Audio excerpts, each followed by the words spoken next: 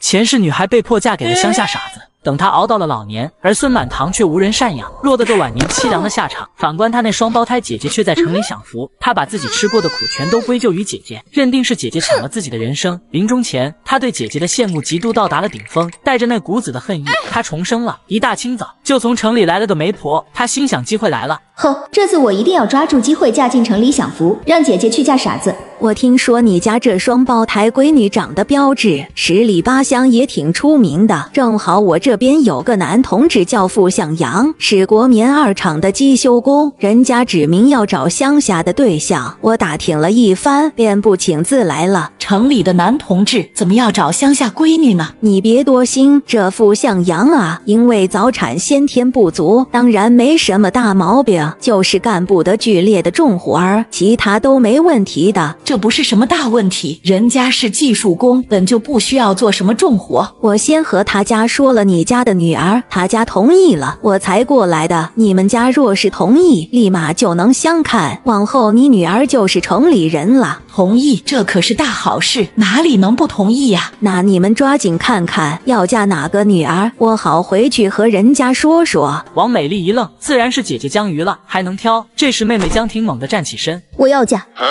而江瑜撇了下子，问题可大了，她可不行，只因她昨晚做了个噩梦，梦中自己如愿嫁给了城里人，名叫傅向阳，但丈夫性子懦弱，婆婆强势，控制欲强，压得她喘不过气，婚后1年没怀上。本以为是江瑜不能生，她直到死的前一刻才知道，原来是傅向阳不能生，婆家却瞒住了她，叫她怀着满心愧疚，为傅家当牛做马一辈子。而今天媒婆上门的介绍对象，赫然就叫傅向阳。妈，姚奶奶让我嫁，可以吗？可以，这有什么不行？嫁谁都是嫁，她想着等江婷出嫁，兴许还能让傅向阳介绍个同厂的工人给江瑜，到时候2个女儿都嫁了城里人，别提有多体面。大娘，我们决定了，叫我家老二去相看。成，那我便回去了，回头定好时间，我寻人捎个信儿过来。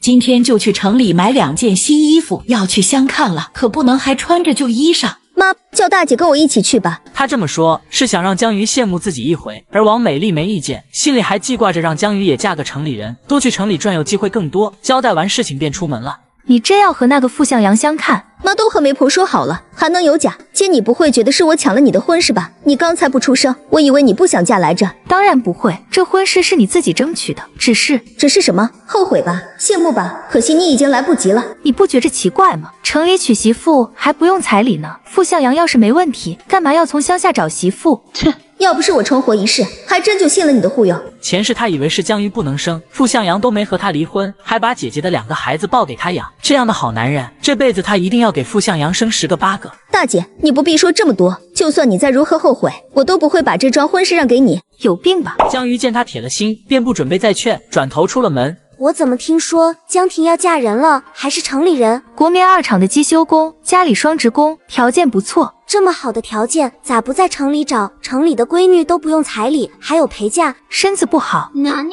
身子不好，不会是不行吧？这你妈都敢让江婷嫁，不是把她推进火坑吗？哦哟，嫁过去守活寡可不行。还真叫你给说准了，你别瞎说，就是身子有些弱。这2人的对话叫江瑜那大伯娘杨翠兰听到了。杨翠兰是出了名的大喇叭，当即往村口走去。我说美丽，我怎么听说江婷那城里对象不行呢？什么不行？城里人，双职工，这还不行？大嫂，你这眼光也太高了。不是条件不行，是身体不行。身子弱了些有什么？人家双职工有钱，能调理好。我说的是那玩意儿不行，听明白没？你这是把江婷往火坑里推呢。我说了怎么不让江瑜嫁，合着是偏心呗。王美丽大怒，但她还没来得及开口，便瞧见了江婷的身影。我呸！大伯娘，你就是嫉妒我找了个城里对象，故意败坏我男人的名声，看我不撕了你的嘴。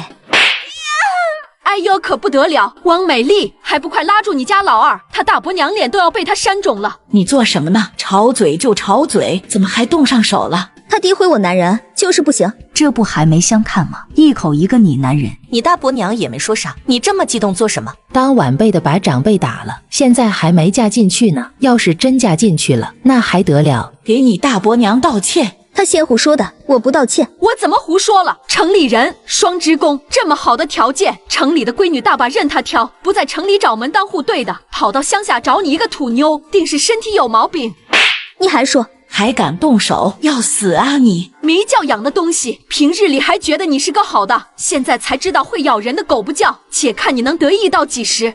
一点都不叫人省心，这要是传到城里，人富家不要你了咋办？老娘可警告你，这婚事要是坏了，害得你弟弟不能进城里当工人，吃上商品粮，我扒了你的皮，干啥不行。你要是不能嫁，就换你大姐去。我要嫁，这事儿肯定就是江鱼闹的，肯定是他和大伯娘说我男人不行，他就是嫉妒我。江鱼听到这话，那是真觉着无语。他嫉妒谁都不可能嫉妒江婷，更不可能嫉妒她嫁给了傅向阳。妈，不是说下午去买衣服吗？你得给钱吧？虽然不是给他买，但江鱼也想去城里逛逛。你拿着，你眼光好，给你妹挑2件好看的。给我买衣服，干嘛把钱给他呀？就你今天这样，我哪里放心你拿钱？到了城里买完衣服后，就去国棉二厂找傅向阳了。而江鱼转头去了附近街道办找他姨婆。姨婆？他姨婆叫姚香菱，是江鱼姥姥的表妹。她结过婚，后来男人出轨，她果断离了婚，让男人净身出户，膝下无儿无女。江鱼刚出生的时候想抱走，不过王美丽没同意。这些年偶尔也会照顾江鱼1、2。怎么今天过来了？江婷要相亲，我妈让我陪她过来买几件衣服。和谁相亲，值得你妈这么重视？于是江鱼便把傅家的情况简单说了几句。傅家？姨婆，这个傅家有什么问题吗？听说傅向阳身子差。这倒是，不过没听说有什么大毛病。你呢？江婷都嫁人了，你的婚事如何了？姨婆，我也想嫁城里人。你当城里人是大白菜呀，说嫁就嫁。江婷也是走了狗屎运，傅家条件确实还不错的，你怎么不给自己争取一下？江鱼欲言又止，想着哪怕自己说傅向阳有问题，姨婆也不会信。江婷说她想嫁，我是姐姐，没道理和她争。女人有2次投胎的机会，一个是出生，一个是嫁人，不能让的。他对江鱼谈不上视如己出，但多少有几分疼爱，自然偏着他。你爸妈重男轻女，往后江婷嫁了，他们能打算的就只剩你一个，你自个儿好好想想吧。城里人哪里有那么好嫁？但凡脑子没问题，都不会找乡下的闺女。姚香菱没有上帝视角，不知道傅向阳有问题。就他的角度看来，傅家是再好不过，可惜这个机会江鱼没抓住。江鱼走前，姚香菱给他掏了2块零花钱。谢谢姨婆。姐妹俩在车站会合，江婷脸色很臭，从远处走了过来。是不是没见到傅向阳？关你什么事？江鱼这次可不忍了，好心劝阻被当驴肝肺。江婷爱嫁给谁就嫁给谁，她又没抢也没意见，怎么就搞得姐妹俩跟仇人似的？江婷，你是不是有病？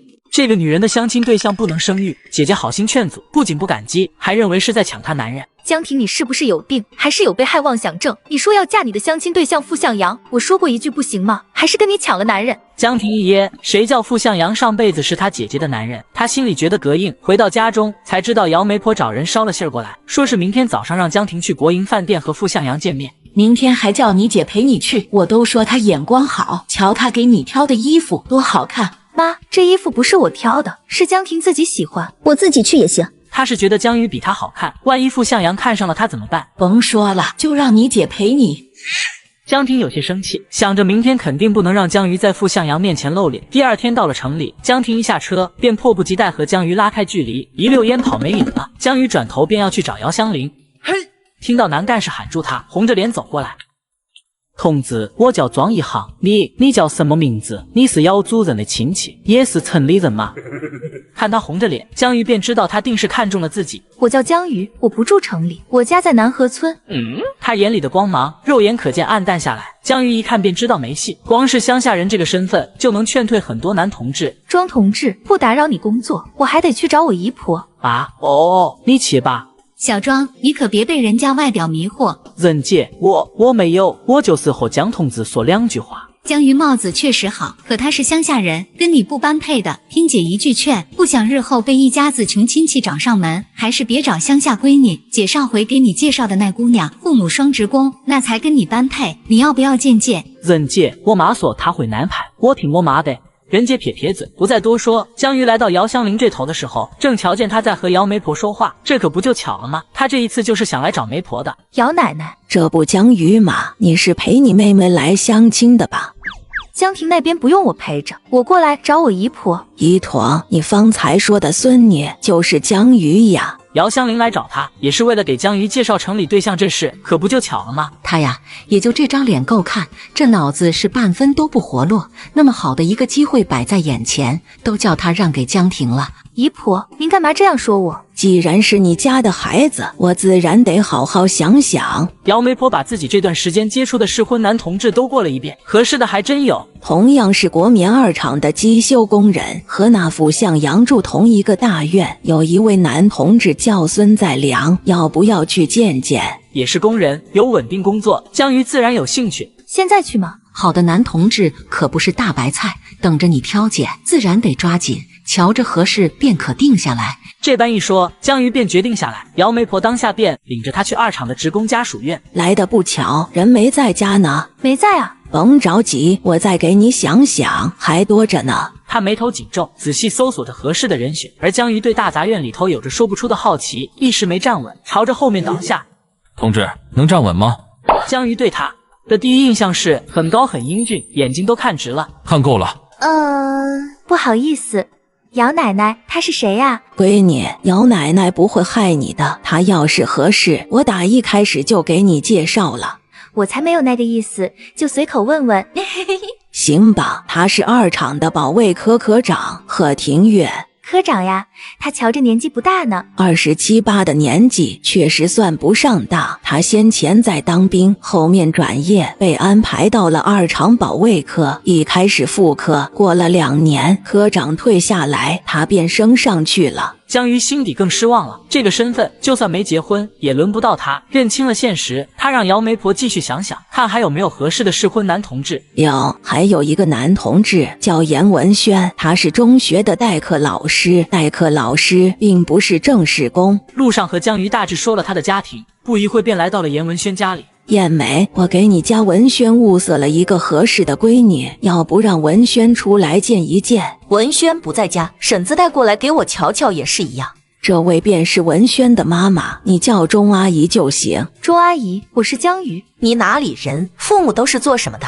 我是南河村人，我爸妈都在乡下务农。这话一出，钟燕梅立马变了脸，那种对乡下人的嫌弃与鄙夷无从掩饰。我说婶子，你怎么把乡下人介绍给我儿子？这不是埋汰我吗？我家文轩可是学校老师，就他这条件，怎么也没落到找乡下闺女这地步吧？燕梅，你怎么说话的？乡下人怎么了？我做媒这么多年，城里娶乡下的，乡下娶城里的也不老少，也没见他们过得不好呀。我实话跟你说吧，我家文轩已经有对象了，人家是学校校长的独生女。我原先想着能叫你特意上门介绍的，条件必定不差。早知道是乡下人，我还懒得见呢。切，没教养的玩意儿！姚奶奶，真是对不住，要不是我……哎呦，闺女，这才哪儿到哪儿呀！我早知钟燕梅是个势利眼，却没想到她连基本的教养都没有。这回是我的不是，相亲看不上眼的比比皆是，但像钟燕梅说话如此难听的，还真是少见。人家学校校长的独生女，能看上你一个掏粪工的儿子，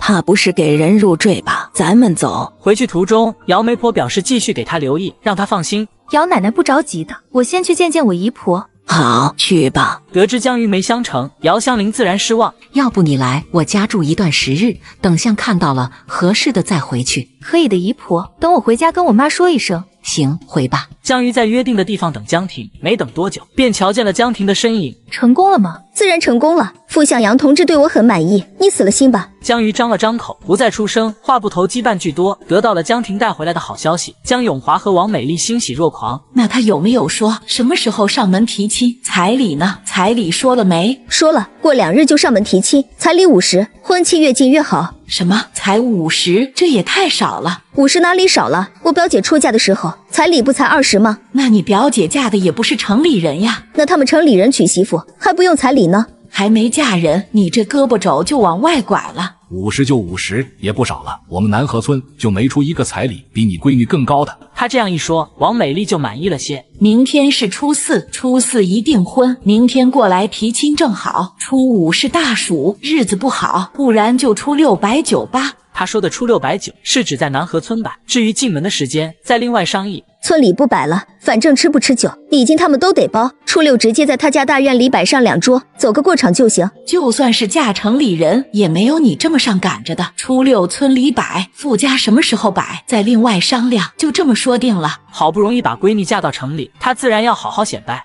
江婷相亲成了吗？成了。没想到我们这几个人，江婷是最先嫁出去的，什么样的男人呀，叫她这么迫不及待？明天过来提亲，到时候就能看到了。那你呢？你的婚事，你爸妈有打算吗？不知道，应该没有吧。江婷刚结婚，也没道理1年嫁2个女儿。怎么没道理？我爸妈就在给我找男人相看了。江瑜，我老是在想，我们女人的家到底在哪里？王云山一脸迷茫。隔天，傅家过来提亲了。江婷为了防着江瑜，一大早就把他从被窝里挖出来，叫他出去待一会儿。他们要在家里吃饭的，我现在出去了，午饭回不回来吃？最后，江婷咬牙给他塞了2块钱，让他去外面吃。饭后还没到家门口，小妹江欣从里头飞奔而出。江欣是江瑜的妹妹，今年10岁。大姐，我听到哥谈对象了。江瑜没什么反应。江浩的对象是初中就在谈的，后来2人都没考上高中，一直没分手。江浩今年19岁，放到乡下也是能结婚的年纪，不稀奇。然后呢？他们要结婚了。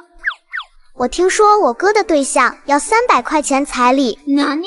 还不如去抢劫来得更快一些。妈不可能给的，咱家哪里有300？说是不给，他就不嫁了。不嫁就不嫁，谁求着他？我哥求着呗，说没有他就活不成了。换亲呗，把江瑜嫁过去，再把杜鹃嫁过来，不就不用彩礼了？杜鹃家里不就2个哥哥，都结婚了，还怎么换亲？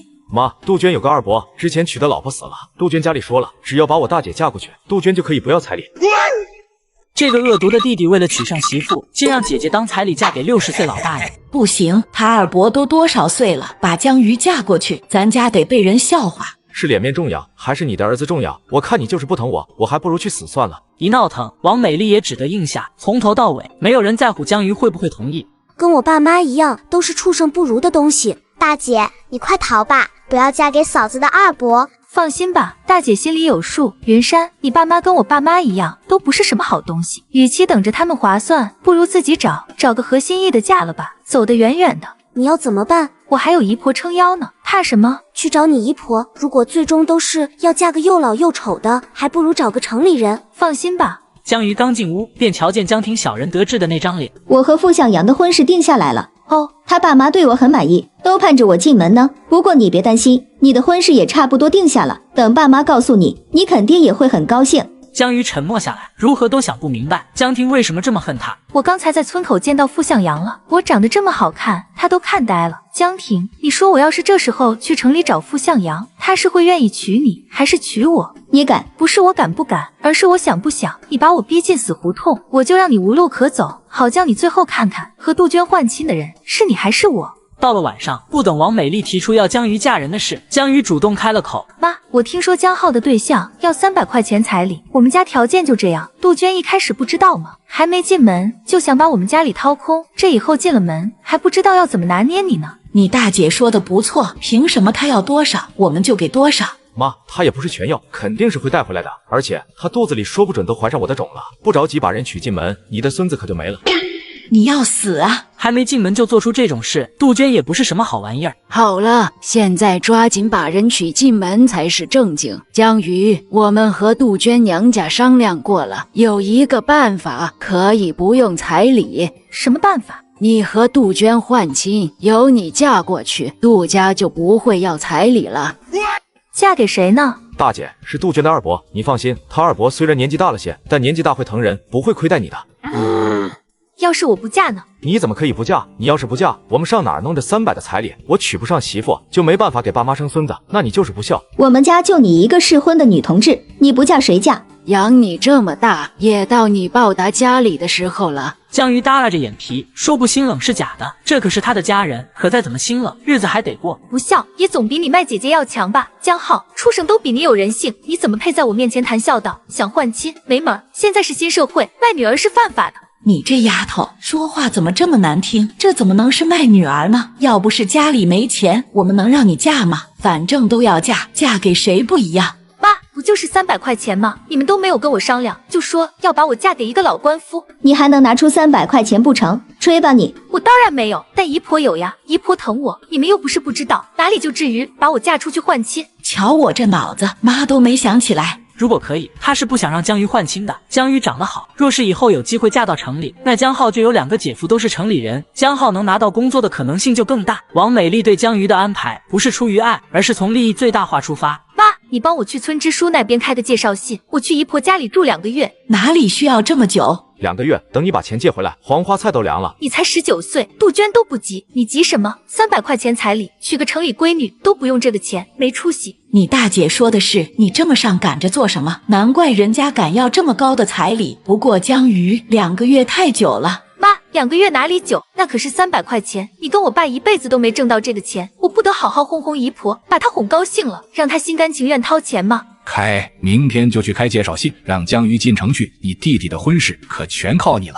他也不想换亲，不是为了江浩，而是为了面子。江婷嫁了城里人，江鱼却拿去换亲，说出去面上无光。隔天，王美丽便亲自去开了介绍信。我家江鱼去他姨婆家里住一段时间，你们也知道，他这姨婆年纪大了，膝下无儿无女的，就喜欢我家江鱼陪着，兴许往后还能给江鱼介绍个城里对象呢。介绍信开了，王美丽也过足了瘾，才回家嘱咐江鱼。好好伺候你姨婆，哄她老人家高兴。300其实也不多，能再多要一些那就最好不过了。妈，我都明白，江浩可是我亲弟弟，我怎么可能不为他着想？你放心吧。这话让王美丽对他又亲热殷勤了几分，最后忍痛给他掏了5块钱，省着点花。谢谢妈。哼，这可把江婷气得够呛。江鱼前脚刚走，江婷就找到了江浩。你就这样让江鱼走了？不然呢？爸妈都答应他了。姨婆凭什么给你300？她要是真的疼江鱼，怎么不把工作让给他，让他去当城里人？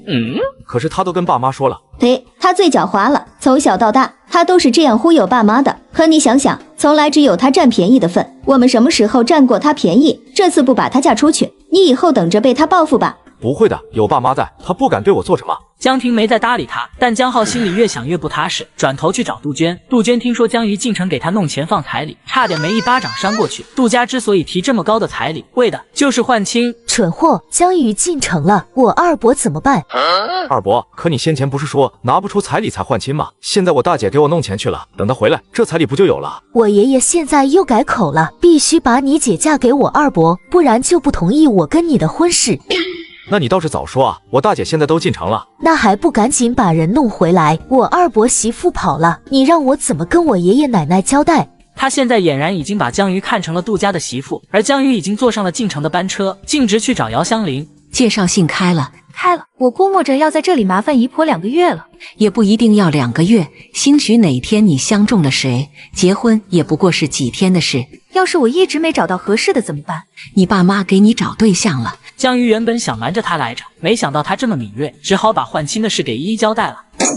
这哪里是家人，分明就是一家子吸血鬼。实在找不到合适的，你就接了姨婆的工作，安心在城里住下便是。姨婆，我以后给你养老，但我不要你的工作。姚香菱是街道办主任，工资挺高的，但如果把工作让给江鱼，他得从一个小干事开始做起。江鱼觉得太不划算。姚香菱尽管听得心里高兴，嘴上却还是不在意的模样。我有退休金，谁要你给我养老？这5块钱拿着，还有糖果糕点票、饼干票，自己喜欢吃什么都买点。姨婆平时不爱吃，家里可没这些零嘴。江鱼也不和他客气，揣着钱和票就去供销社了。刚到供销社，便听见旁边传来一道声音：孙在良。听到名字，江鱼下意识抬头看去。菲菲，我刚去百货大楼买的丝巾，你看看喜欢吗？江鱼收回目光，这不就是姨婆给自己介绍的对象吗？他竟然已经有对象了。